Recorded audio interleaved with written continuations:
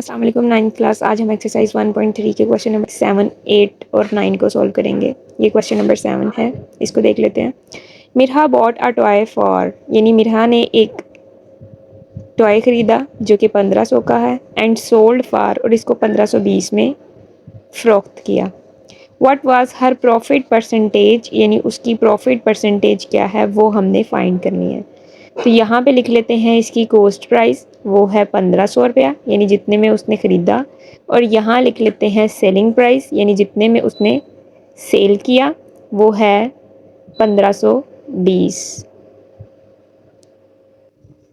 अब profit percentage हमने find करनी है, तो उसके लिए हमारे पास पेज नंबर 17 पे एक फार्मूला है। ये प्रॉफिट का फार्मूला है ऊपर वाला, और नीचे प्रॉफिट परसेंटेज का। सबसे पहले हम प्रॉफिट का फार्मूला लगाएंगे। SP मतलब सेलिंग प्राइस और CP मतलब कॉस्ट प्राइस। तो प्रॉफिट का फार्मूला लगाएंगे, फिर उसके बाद हम प्रॉफिट परसेंटेज का फार्मूला लगाएंगे। तो यहाँ पे प्रॉफिट का फार्मूला लगा लेते हैं। Selling price minus cost price. अब सेलिंग प्राइस पे उसकी कीमत ऐड करेंगे। 1520 माइनस कॉस्ट प्राइस क्या है 1500। अब इनको माइनस कर देंगे तो ये आ गया हमारे पास 20। अब प्रॉफिट तो हमने फाइंड कर ली है, अब हम प्रॉफिट परसेंटेज फाइंड करनी है, जो कि हमें क्वेश्चन में कहा गया। अब हम प्रॉफिट परसेंटेज का फॉर्मूला जो कि मैंने पहले बुक पे दिखाया वो वाला फॉर्मूला लगाएंगे। यहाँ पे profit percentage is equal to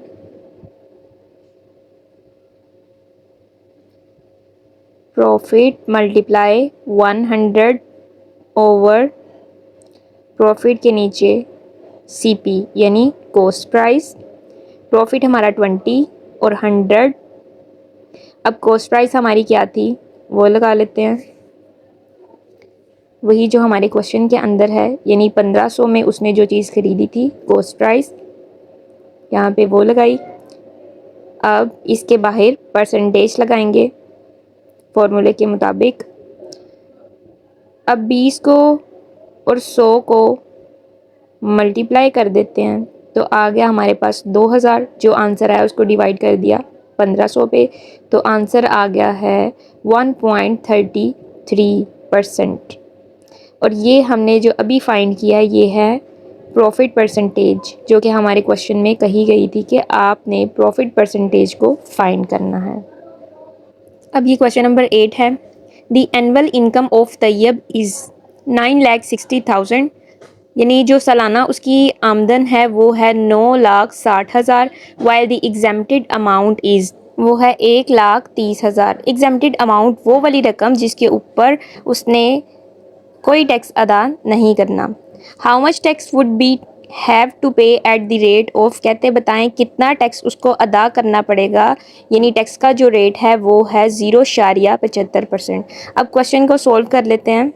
annual income वो है 9,60,000, और ये एग्जेम्प्टेड अमाउंट लिख देते हैं जो कि हमें क्वेश्चन में दी गई है, वो है 1,30,000। अब हम क्या करेंगे, हम रिमेनिंग इनकम फाइंड करेंगे, यानी वो वाली रकम जो एनुअल इनकम में से एग्जेम्प्टेड इनकम को माइनस करेंगे तो हमारे पास रिमेनिंग अमाउंट आ जाएगी, यानी वो वाली अमाउंट आएगी जिसके ऊपर हमने टैक्स फाइंड करना है। तो अब इसको हम इसमें से माइनस कर लेते हैं। 8,30,000 ये हमारे पास रकम आ गई है। अब यहाँ पे मैं लिखूँगी टैक्सेबल अमाउंट, यानी वो वाली रकम जो अभी हमने फाइंड की रिमेनिंग अमाउंट से।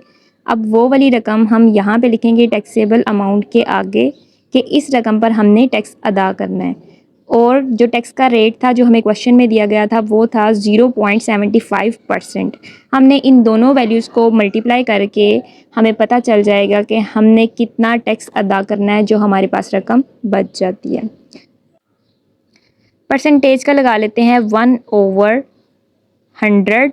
और अब ये 2 ज़ीरो नीचे वाले 2 ज़ीरो के साथ कट गए, जो रकम बच गई है ये और ये, इन दोनों को मल्टीप्लाई कर लेते हैं तो हमारे पास आंसर आता है 6225, यानी इतना हमने टैक्स अदा करना है।